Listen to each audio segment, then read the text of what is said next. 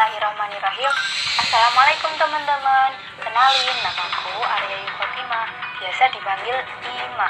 Oh iya, BTW ini podcast pertama aku loh. Selamat datang ya. Oh iya, di podcast perdana kali ini aku ngajak diskusi kecil-kecilan sama temanku. Namanya biar dia kenalan sendirilah. Silakan. Oke, terima kasih Ima. Sebelumnya, kenalin teman-teman semua, nama aku Fatima Zahra. Dan di sini aku diundang sama Ima untuk ngobrol atau berdiskusi soal topik yang lagi hangat. Nah, kira-kira topiknya apa nih, Ma? Ya, yang lagi trending akhir-akhir ini, Justice Climate Now, itu kan di IG banyak banget ya. Terus aku juga mau nanya nih, kamu ingat gak sih kejadian kebakaran hutan, banjir, kekeringan, hingga salju yang turun di negara tropis? Ya, beberapa waktu lalu sih. Kamu percaya nggak sih kalau itu tuh karena krisis iklim? Iya, aku percaya kalau itu krisis iklim. Dan karena itu juga kan akhirnya dibuat perjanjian Prancis tahun 2015 ya. Waktu itu dimana para pemimpin dunia itu menandatangani perjanjian untuk mengurangi dan membatasi aktivitas yang dapat menambah jejak karbon. Oh, I know. Aku tahu. Tapi yang terjadi setelah perjanjian itu justru kebalikannya kan? Nah iya, justru ya, akhirnya tuh suhu bumi tuh meningkat sejak tahun 2011 sampai 2020 kemarin. Bahkan diperkirakan akan naik 1,5 pada 10 sampai 20 tahun ke depan. Ngeri juga ya. Terus kan juga diadain COP26 kan? Ya, konferensi tentang iklim gitu. Iya, konferensi itu juga pernah diadakan. Nah, maka dari itu, keputusan para pemimpin dunia itu emang penting banget. Oke, nah kalau kita menelisik nih, bencana alam yang terjadi di Indonesia, kayak banjir, kekeringan, sampai kebakaran hutan, merupakan tanda krisis iklim kan ya? Menurutmu gimana?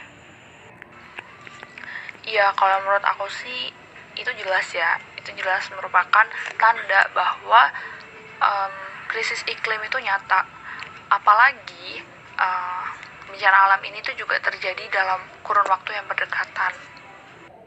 Menurut aku, bencana alam ini bukan cuma akibat perubahan cuaca, tapi juga akibat ulah manusia. Manusia yang kurang bertanggung jawab terhadap lingkungannya. Iya, bener banget, aku setuju sama kamu. Nah, contohnya nih ya, kayak penggunaan produk yang mencemari lingkungan. Habis itu ada peningkatan emisi gas rumah kaca, juga maraknya penebangan liar. Habis itu sampai yang lagi marak nih, sampah plastik yang semakin hari tuh semakin memenuhi sungai dan lautan. Iya, itu kan bisa ngerusak habitat binatang laut. Nah, asik nih. Kemarin tuh aku sempat baca tweetnya seorang menteri yang bilang gini, pembangunan besar-besaran tidak boleh berhenti atas nama karbon atau zero deforestasi. Wah, gila nih. Iya, aku juga tahu itu. Dan itu Menteri LHK-nya sendiri loh yang bilang. Gokil ya? Debak, padahal satu bencana terjadi, perekonomian negara bisa keganggu. Kita tuh butuh pembangunan yang gak bikin bencana di kemudian harinya kan ya. Iya, Mak. Dan kita tuh juga butuh pembangunan yang gak menyingkirkan masyarakat adat. Kita butuh pembangunan hijau yang dapat membangun ekonomi dan juga menyelamatkan kita dan anak cucu dari bencana krisis iklim. Iya, aku setuju sama kamu, Fat. Jangan sampai ya, Bhinneka Tunggal Ika kita jadi Bhinneka Tinggal Nama. No. Nah, kira-kira langkah apa aja nih yang harus kita lakukan sekarang? Nah, kalau dari aku nih ya, antara lain kita bisa dengan mengubah kebiasaan. Dan salah satunya menerapkan 6R. Apa aja itu 6R? Ada rethink, refuse, reduce, reuse, recycle, road.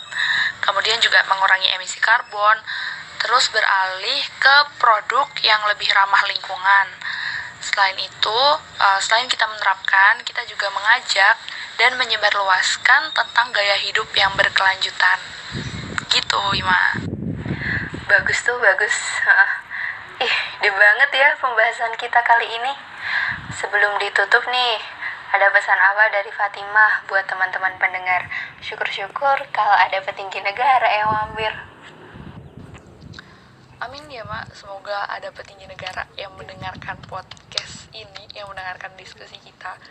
Jadi kalaupun ada, aku mau berpesan kepada Bapak dan Ibu yang terhormat, kami sebagai masyarakat ya, kami tidak butuh kata-kata manis yang terlontar. Kami butuh aksi nyata. Kami membutuhkan aksi nyata. Kami butuh kebijakan yang pro lingkungan. Karena krisis iklim ini sudah dekat, sudah ada di depan mata kita. Bumi semakin panas, bencana alam di mana-mana, es di kutub juga sudah mencair, yang akhirnya berakibat pada daerah pesisir yang mulai tenggelam. Jadi ini sudah saatnya pemerintah mulai bergerak dan serius menghadapi krisis iklim. Oke, itu saja mungkin ya Maya. Langsung saja, kalau yang buat teman-teman gimana nih?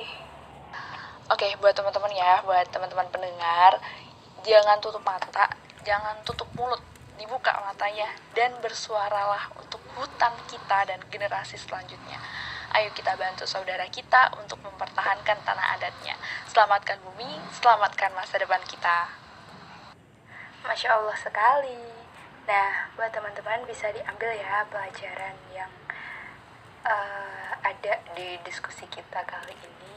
Jika ada salah kata, kita mohon maaf. Oh iya, baik Fatimah, terima kasih sudah menyempatkan hadir di podcast aku. Makasih banget. Jangan pernah bosan ya kalau aku ngundang lagi. Sama-sama Ima, terima kasih kembali sudah diundang. Semoga kita bisa berdiskusi, bisa ngobrol-ngobrol lagi tentang topik-topik yang pastinya lebih menarik. Terima kasih Ima, dan terima kasih juga kepada teman-teman pendengar semuanya. Oke teman-teman, makasih ya yang udah nyempetin dengerin diskusi kecil ini. Oh iya, kita bisa ngobrol lain kali di next chance. Oh iya, aku akhiri dulu ya. Wassalamualaikum warahmatullahi wabarakatuh.